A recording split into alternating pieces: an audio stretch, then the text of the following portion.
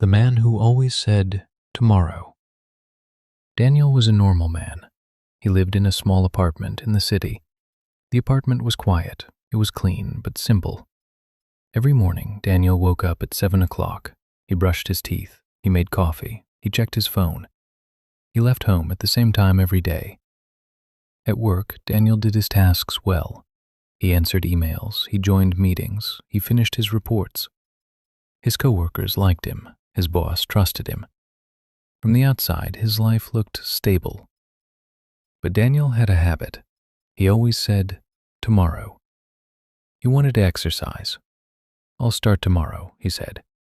He wanted to eat healthier. I'll cook better food tomorrow. He wanted to read more books. I'll read tomorrow night. He wanted to learn Spanish. I'll download an app tomorrow.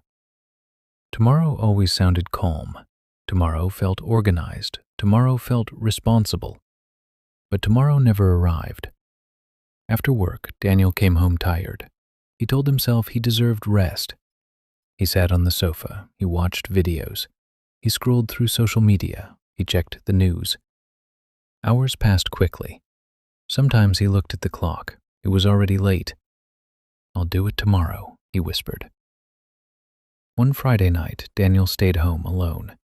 His phone was quiet. The apartment was silent. He opened his closet to find a jacket. Behind the jackets, he saw something old. His guitar. It had been there for years. He took it out slowly. There was dust on the strings. Daniel remembered something. When he was younger, he loved music. He wrote small songs. He played for his friends. He once dreamed of playing on a small stage. He once believed he could create something meaningful. He stopped when life became busy. I'll return to it tomorrow, he had said. Daniel sat on the floor. He looked at the guitar for a long time. He did not feel sad. He felt disappointed. Not in the world, in himself. He realized something simple but painful. He had been waiting for the perfect moment, more time, more energy, more motivation. But perfect moments never came. Only normal days came. Daniel stood up. He walked to the kitchen. He poured himself a glass of water.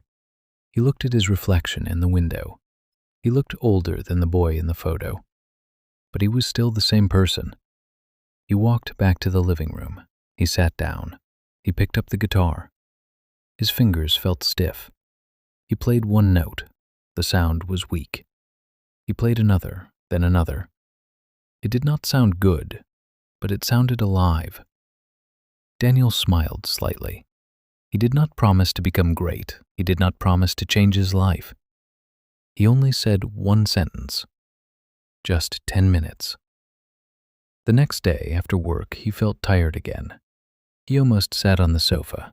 He almost opened his phone. But he remembered the sound. He took the guitar again. 10 minutes became 15. 15 minutes became 20. Some days were difficult. Some days he skipped. But he did not say tomorrow.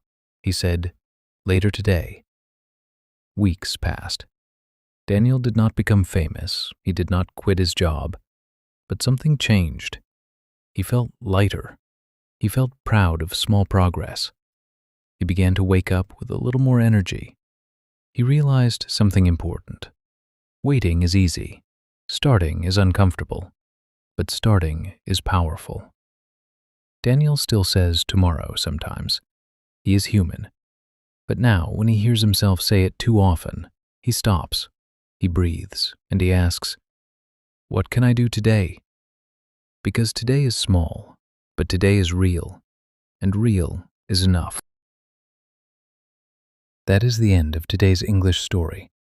If you understood more than yesterday, that is progress.